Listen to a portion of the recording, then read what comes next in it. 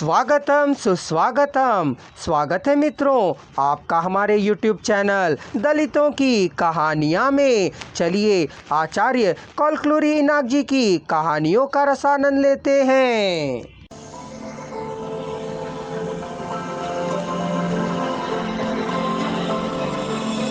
पुस्तक का अनुसृजन किया है पारनंदी निर्मला जी ने। पुस्तक का प्रकाशन किया है गीता प्रकाशन ने। उनकी कहानियों को स्वर दिया है नितिन टंडन ने।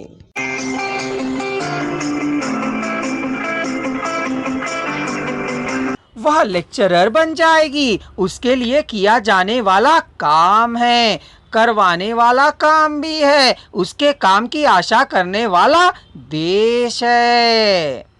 रेलगाड़ी के लिए, मृत्यु के लिए प्रतीक्षा कर रही माँ को बिल्कुल भी देखे बिना रेलगाड़ी आई, बिना रुके आई, बिना सोचे आई, संदेह से संदिग्ध अवस्था में आई। अम्मा ने रेलगाड़ी और उसके इंजन का आनंद से आह्वान किया, स्वागत किया।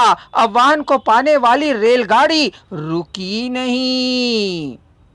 माँ की गोद में बच्ची, पटरियों के बीच अम्मा थी। इंजन आई, माँ आनंद से थी, बच्ची रोती रही थी। इंजन माँ से टकराया, गोद की बच्ची उछलकर पटरियों के मध्य स्लीपर कोच के नीचे जा गिरी। माँ की कमर पर से इंजन का पहला पहिया गुजर गया। रेल चली गई थी। दो टुकड़ों को जोड़ने पर माँ का शरीर था। पत्थरों पर रोती हुई नन्ही बच्ची थी। नानी आई थी, रोई थी, छाती पीट लिया था, रोती बच्ची को गोद में ले लिया था। गुजर गई बेटी को देख व्याकुल हो गई थी। उस बच्ची ने उसको पालने लगी थी। सुनीता ने आंखें पोंछी पर आंसू नहीं आए। आंखें नम अवश्य हुई थीं, अपने लिए नहीं बल्कि अपनी माँ के लिए। उसे उसी दिन मर जाना था, लेकिन 25 वर्ष तक जीवित रही। उम्र के साथ पढ़ाई भी बढ़ती गई, शरीर भी बढ़ा, वही सभी समस्याओं का केंद्र बना।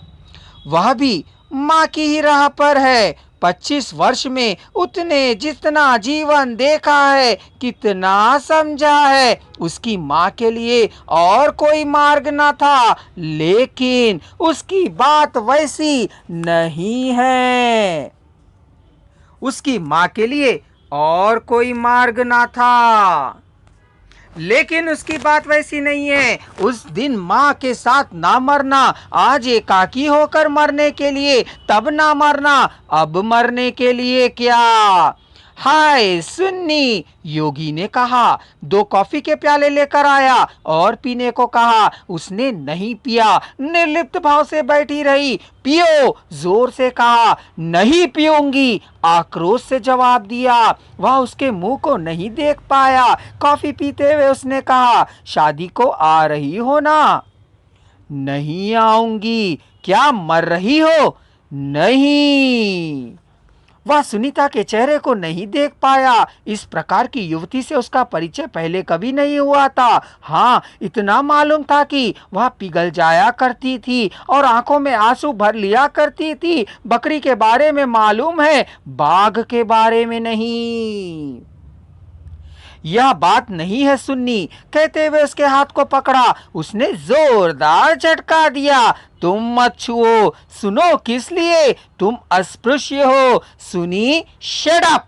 सुनी, मुझे वैसा संबोधित मत करो। सुनीता उठी। शादी का कार्ड और पुड़िया को योगी के सामने उसने रखा। लो, कहा।